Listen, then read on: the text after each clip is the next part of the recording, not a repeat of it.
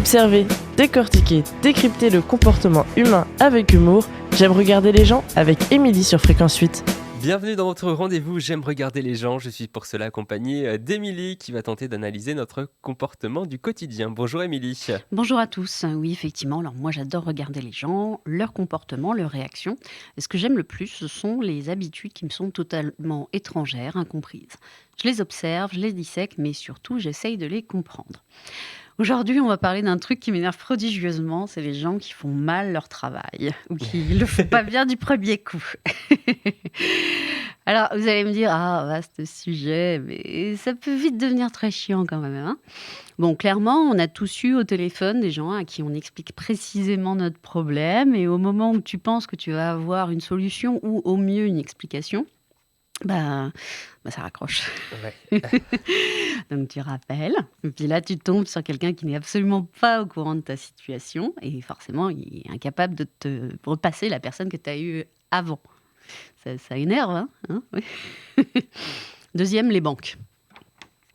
Bon, on a tous besoin d'une banque, donc tu as un compte, tu as un peu d'épargne éventuellement. Un jour, tu reçois un gros montant sur ton compte, alors tu remplis tes livrets, et puis voilà.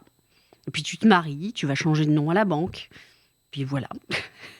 Puis tu montes une entreprise, tu demandes à la banque une attestation de fonds propres pour monter ta boîte, et puis voilà. Et puis rien. Pas de news, pas d'appel, que dalle. Alors quand tu vas à la banque, on t'oriente gentiment, ou pas d'ailleurs, vers les automates. Bah oui, l'excuse, c'est que les conseillers se concentrent sur le commercial et le conseil. D'accord, mais alors quand ?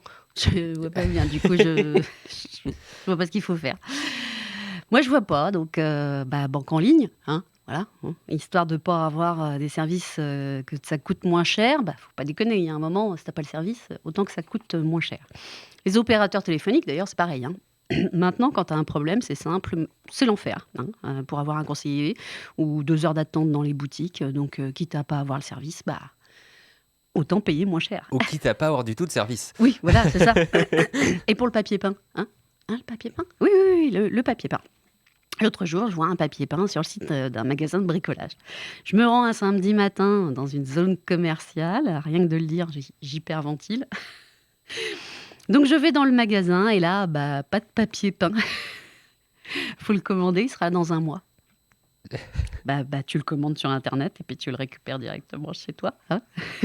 Alors, moi, je veux bien qu'on me dise de faire marcher le commerce, mais la seule chose qui justifie parfois l'écart de prix, en général, c'est le service, hein. Donc, pitié, faites correctement votre boulot.